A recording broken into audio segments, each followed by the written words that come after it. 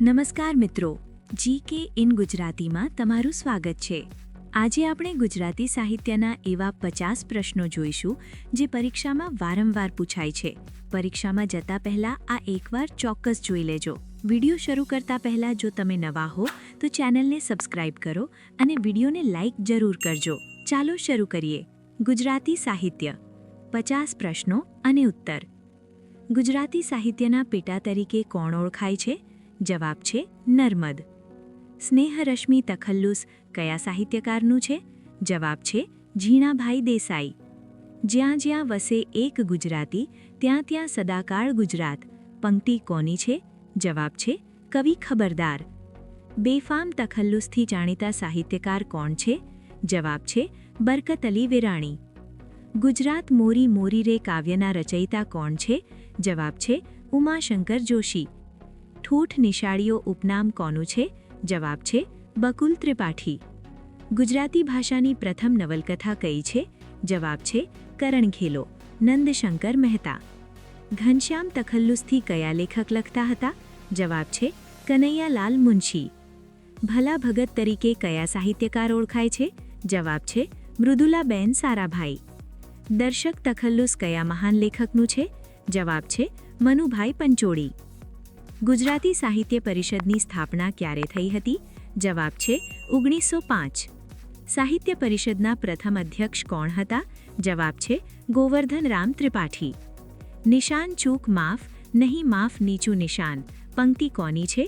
જવાબ છે બળવંતરાય ક ઠાકોર। ઉષ્ણસ તખલ્લુસ કયા કવિનું છે? જવાબ છે નટવરલાલ પંડ્યા। ગની દહીવાલાનું પૂરું નામ શું છે? જવાબ છે અબ્દુલ ગની અબ્દુલ કરીમ દહીવાલા। ગુજરાતી સાહિત્યની પ્રથમ આત્મકથા કઈ છે? જવાબ છે મારી હકીકત નર્મદ। ધૂમકેતુ તખલ્લુસ કોનું છે? જવાબ છે ગૌરીશંકર જોશી। જનનીની જોડ સખી નહીં જડે રે લોલ પંક્તિ કોની છે?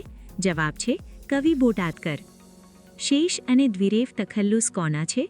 જવાબ છે રામનારાયણ વી પાઠક। ગુજરાત સાહિત્ય સભાની સ્થાપના કોણે કરી હતી? જવાબ છે રણજીતરામ વાવાભાઈ મહેતા। રણજીતરામ સુવર્ણચંદ્રક મેળવનાર પ્રથમ સાહિત્યકાર કોણ હતા? જવાબ છે ઝવેરચંદ મેઘાણી। જ્ઞાનપીઠ પુરસ્કાર મેળવનાર પ્રથમ ગુજરાતી સાહિત્યકાર કોણ હતા? જવાબ છે ઉમાશંકર જોશી 1967 નિશીથ માટે। રાષ્ટ્રીય શાયરનું બિરુદ ગાંધીજીએ કોને આપ્યું હતું? જવાબ છે ઝવેરચંદ મેઘાણી। આદિકવિ તરીકે કોણ ઓળખાય છે? જવાબ છે નરસિંહ મહેતા। વૈષ્ણવજન તો તેને રે કહીએ ભજન કોણે લખ્યું છે? જવાબ છે નરસિંહ મહેતા। ગુજરાતી સાહિત્યમાં આખ્યાનના પિતા કોણ ગણાય છે? જવાબ છે ભાલણ। પ્રેમાનંદને મહાકવિનું બિરુદ કોણે આપ્યું હતું? જવાબ છે નર્મદ। કાંત તખલ્લુસ કયા કવિનું છે? જવાબ છે મણિશંકર રત્નજી ભટ્ટ। પાન લીલું જોયું ને તમે યાદ આવ્યા પંક્તિના કવિ કોણ છે? જવાબ છે હરીન્દ્ર દવે। ચાબખા લખવા માટે કયા કવિ જાણીતા છે?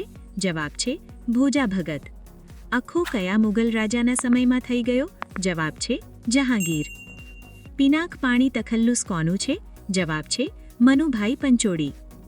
કાકા સાહેબ કાલેલકરને સવાઈ ગુજરાતીનું બિરુદ કોણે આપ્યું? જવાબ છે મહાત્મા ગાંધી। કલાપી તખલ્લુસ કોનું છે?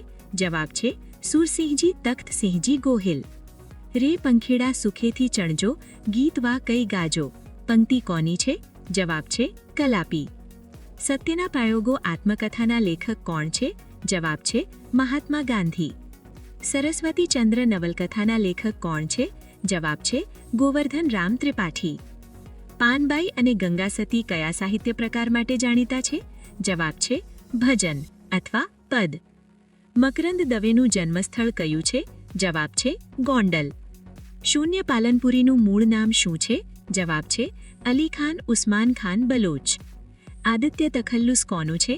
જવાબ છે ગુલાબદાસ બ્રોકર। ગુજરાત વિદ્યાસભાનું જૂનું નામ શું હતું? જવાબ છે ગુજરાત વર્નાક્યુલર સોસાયટી। કુમાર સામાયિક કોણે શરૂ કર્યું હતું? જવાબ છે રવિશંકર રાવળ। ભારેલો અગ્નિ નવલકથાના લેખક કોણ છે? જવાબ છે રમણલાલ વ દેસાઈ। ગુજરાતી ભાષાની પ્રથમ નવલિકા એટલે કે ટૂંકી વાર્તા કઈ છે? જવાબ છે ગોવાળણી મલયાનેલ। જયશંકર સુંદરી કયા ક્ષેત્ર સાથે જોડાયેલા હતા? જવાબ છે નાટ્યકળા અથવા રંગમંચ.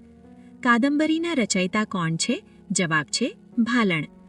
હિમલોક કાવ્ય સંગ્રહ કોનો છે? જવાબ છે રઘુવીર ચૌધરી. પ્રેમ ભક્તિ તખલ્લુસ કોનું છે? જવાબ છે કવિ નાનાલાલ. હું માનવી માનવ થાઉં તો ઘણું પંક્તિ કોની છે? જવાબ છે સુંદરમ એટલે કે ત્રિભુવનદાસ લુહાર.